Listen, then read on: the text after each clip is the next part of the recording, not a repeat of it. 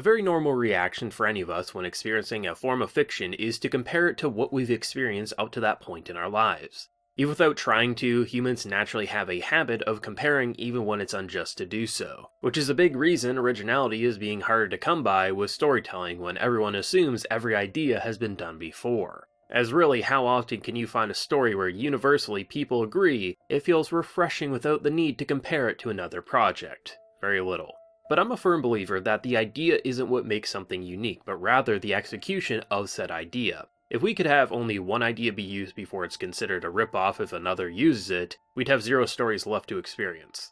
An anime where you use technology to track down criminals by invading their identity can be broken down and compared to many series both in and outside of the anime media, but the execution of Invaded is what truly makes it a unique gem worth everyone's time and attention, where once you watch the finale, all 13 episodes feel like a perfectly laid out puzzle where all the madness comes to a brilliant stopping point. Invaded follows a specialized police squad that uses a new form of technology that has the ability to invade someone's identity. The way they do this is by collecting particles left behind in the world, which allows for brilliant detectives to invade someone's unconscious mind. That when they wake up, all they know is that they're a brilliant detective and must solve the mystery of this girl Kairu's death, which leads to exposing the identity of the criminal to solve in the real world for the crime. Every time is different than the last one that we witness, as is the location that they're in. This idea allows for a near infinite number of possibilities, not only for set design, but storytelling possibilities. By having the anime's backdrop be a criminal's mind where on a visual level we get lost in thought trying to dissect everything that we see, as we also follow our main character Saikato around as he tries to figure out this mystery, is more than enough to keep an anime interesting for 13 episodes. There's bound to be enough ideas floating around to build a serial killer's mind into a visual trip or even just a master jewel thief we need to locate. But Evaded doesn't stop at just setting this world up with technology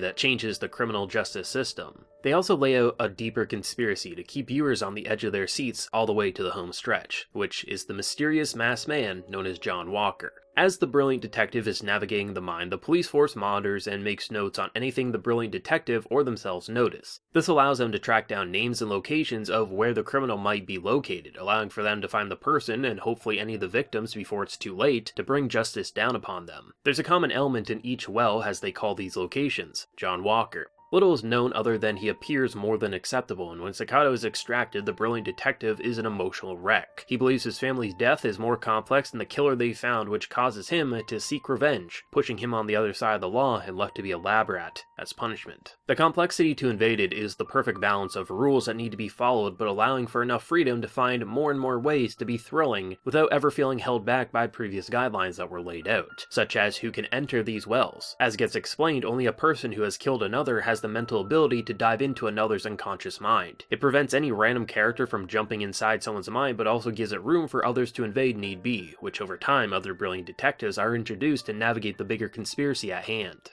I'd say one of Invaded's biggest strengths is the overall pacing and execution to its ideas. It's very easy to tell that this was a planned story from the get-go, that rather than this just being a tale where the creator came up with the idea of, hey, let's invade some criminals' minds, we'll have this mysterious figure pop up every so often and then by the end we'll solve the mystery. By the time you reach the conclusion, everything that came before was actually needed to reach that ending, and all the characters and moments that happened before this were a part of the bigger conspiracy rather than fluff to just pad it out along the way. Over the course of the season, we witnessed plenty of murders ranging from a killer drilling holes into the heads of his victims, while alive, I might add, a savage brute who makes his victims fight to the death against himself despite no one ever being a true challenge just because he's that sick in the head, burying victims alive as it's broadcasted to the world, and the craziness kinda goes on. Each time the characters pick up a trace of someone's identity, it's up to Saikato to invade their wells and try to find their true identity, which will lead to an arrest, at least hopefully. But after watching enough episodes, you recognize a pattern: how John Walker links up to everything, why the criminals acted a certain way, and why this technology was even discovered in the first place. A big problem sci-fi has in general is over-explaining how their technology functions, when in reality we will never have something like this mechanic. But Invaded did a great job at exposing the true mechanics without us needing any more detail than what was revealed. Once the heart of the machine was exposed, some expressed some distaste over how it lost its sci-fi element in their mind and felt more magical instead. But for me, when I see someone jumping in and out of an unconscious mind like this, and the fact that they need a machine to operate it, it still feels sci-fi rather than a fantasy world with magical powers. If we can scan particles of criminals' minds to then put into a machine to jump inside their unconscious mind, either you have to consider all that magic or it's sci-fi, not just one person behind the operation to make it all work, and that being a little too magical for you. Sakado is one of the more unique anime characters I've seen in the past year, specifically due to the two versions that we witnessed. The first being the brilliant detective, more or less emotionless despite the odd smile here and there, to the dead inside criminal on the outside. The character we see inside the wells isn't one I usually eat up, thinking to myself this is one of the strongest characters in this current anime season. But when you reflect on who he truly is on the outside, mixed by an unnatural setting, this character archetype really flourishes and becomes a two-in-one persona. The first time we experience Sakado in these wells, it's completely foreign to us, having no knowledge or expectations on the series, so the confused and almost bland persona helps us navigate this madness that we're experiencing. And when we see who the operator is and how he is so dead inside, filled with rage and regret, it brings everything full circle. A happy family man turned criminal at the brutal death of his daughter and the loss of his wife due to guilt would turn anyone crazy. And when you feel like the law won't give you the justice you deserve, you can't blame the guy for going the extra mile, even at the cost of ruining his own life. Because what life is there left to live when your world has been shattered? The back and forth of seeing more into his life with both the past and the present, backed by a logic-driven alter ego with hints of his previous self every so often, provided for one of the more emotional character arcs you're gonna end up watching in 2020. Because half the character we see doesn't even know who he is, but lets us explore the story at hand with no real emotional baggage restricting him, but the other half being a painful reality we wish we could solve. Due to him invading the criminals' minds, he has this bad habit of using their deepest and darkest secrets to drive them off the deep end, as they await their criminal justice system. Moments like these are really quite conflicting, as on one hand you think he shouldn't, but then on the other you kinda think why shouldn't he? Almost giving the viewer the same alter ego as he's experiencing jumping in and outside of these wells. The fact that the story not only concluded with a satisfying stopping point, but ties back to the death of his family with the final obstacle highlights, once again, how nothing in this story was disposable or written just for a single episode, but rather everything was a building block to create this grand finale. Another character that we follow in Invaded is Hondo, who I actually expected to feel rather neutral on if I'm being totally honest. Her persona was charming from the beginning and was never really distracting from the crime at hand, but in comparison to Sakado, I usually wanted him on screen rather than her and the others. Or at least that's how I felt until the midway point. One of the great aspects that this series has going for it is that by the time everything wraps up, a majority of the characters I was either indifferent to or just completely disliked, I appreciated having on screen, even when they took away time from our main man, because they felt needed rather than a fill-in to make a scene feel alive, with Hondo honestly being one of the best examples. Without going too heavy into details which would honestly spoil her character arc, the way she's incorporated into being a brilliant detective, at first it felt a little convenient, but as the series got rolling you saw her reasoning for becoming one and how she would link up to the others for that conclusion. Not only was her unique way of viewing things needed as she provided a perspective that the others didn't have, just her arc from police to brilliant detective was rather intense and really memorable. Sakado operates in a well, thorough, and thought-out way, calculating every moment to the best of his ability. Anato is a carefree and simply doesn't see the point in overanalyzing every detail, which lets him make moves only someone on the fly could. And Hondo is a very blunt and to-the-point detective, who after saving people will say, "It's up to you. I don't care what happens next because you know how to survive because of what I said," and it lets her reach an outcome a nicer person such as Sakado couldn't. Each brilliant detective doesn't function the same way when stripped of their personality and only left with logic. So when the pieces start clicking towards the end, you need multiple angles and points of view to expose John Walker in ways a single character never could, unless it was simply convenient for the plot, which Invaded avoids at all cost.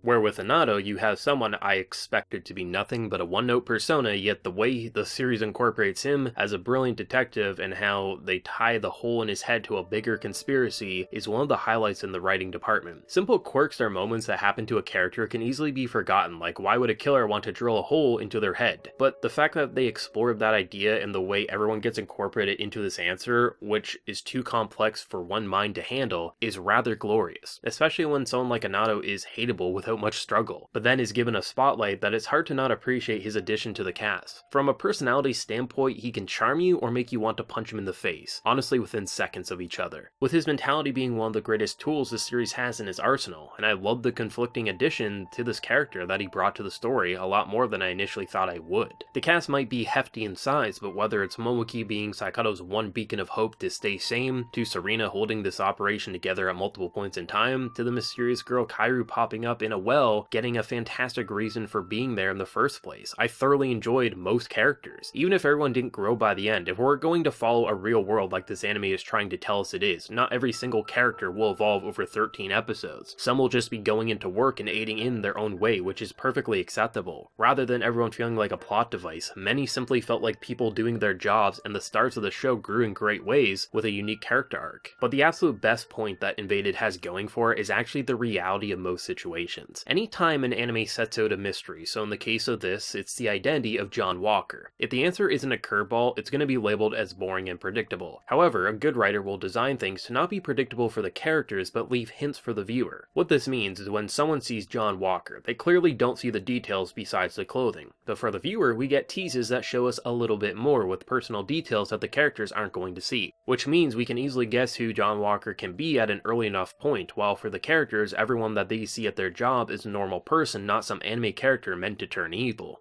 A very common misconception in the anime community is that what we see is what the characters should also be seeing, as if us being in this anime clearly would have the same observations, not taking into consideration that for them this is reality as it would be for us put into their shoes, which is why so many crimes that happen in reality have the person you least expect to be the mastermind. While sure, it's fun to have twists as a viewer, but when watching a story like this, I want to know the motivations rather than some crazy twist with a dramatic sound effect realizing it was some random Joe behind the mask. At one point, someone is labeled to be John Walker, as the proof was found at their home. No one watching believes it's them. It's clearly a setup. But for these characters, this is reality, not some anime story, and if the evidence points one way, you have no choice but to follow it the same way it works for us. Which the same thing happens when the true identity is exposed. Rather than claiming this is fiction and everything will fall into place unnaturally, everyone functions like a person following the evidence rather than following the dramatic shots that are simply meant to be for the viewers watching. While aspects like those you might see criticized a lot, to me are actually some of the biggest strengths a series like Invaded has going for it.